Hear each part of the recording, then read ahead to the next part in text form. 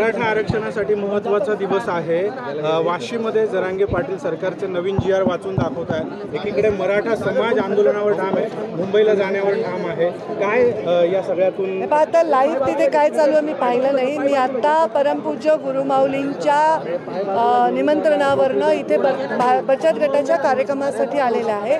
सुंदर कृषी प्रदर्शन आहे, सुंदर बचत गटाचं इथे काम आहे, डिस्प्ले, मी ते बघण्यासाठी आलेले आहे। मराठा आरक्षणाचा आत्ता या लाईव्ह काय आहे मला माहिती नाही आहे, चालू आहे तिथे मोर्चामध्ये।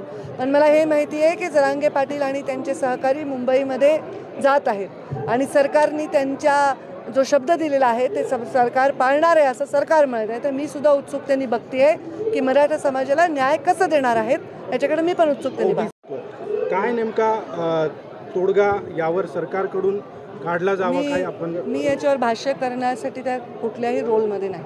मी वेळोवेळी जाहीरपणे भाष्य केलंय, घटनात्मकदृष्ट्या टिकेल असं आरक्षण त्यांना मिळालं पाहिजे आणि ते कसं असावं याच्याबद्दल मी वेळोवेळी भूमिका त्यांची काही मागणी असेल त्याबद्दल आत्तापर्यंत मी नेहमी सकारात्मकच मत व्यक्त केलं आहे।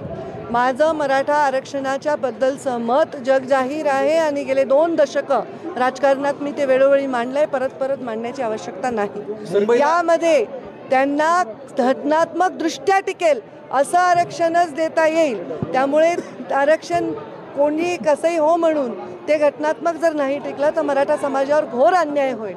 त्यामुळे मराठा समाजाला न्याय द्यायचा असेल तर त्यांना टिकणारं आरक्षण दिलं पाहिजे, त्यांच्या मागण्या घटनात्मकदृष्ट्या टिकल्या पाहिजे, एवढं साधं माझं मत आहे। सरकारच आहे, सरकारच बोलू शकतं, हे सर्व सरकार असतं, सरकार मायबाप असतं, त्यांनी योग्य ती भूमिका घ्यावी।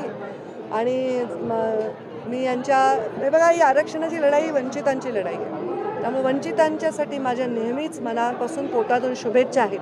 फक्त दुसऱ्या वंचितांना कुठलाही त्रास नाही झाला पाहिजे अशी समजूतदारीची भूमिका ते घेतील असा मला विश्वास। तर आता सरकारची जबाबदारी वाढली आहे, या दोन्ही संघटनांच्या मध्ये कुठल्याही प्रकारचा अडचण निर्माण होऊ नये ही सरकारची भूमिका असली पाहिजे।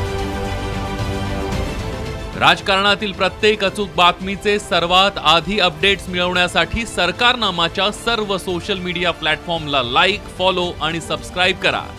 तसंच सर्व नोटिफिकेशनसाठी बेल आयकॉन प्रेस करायला विसरू नका।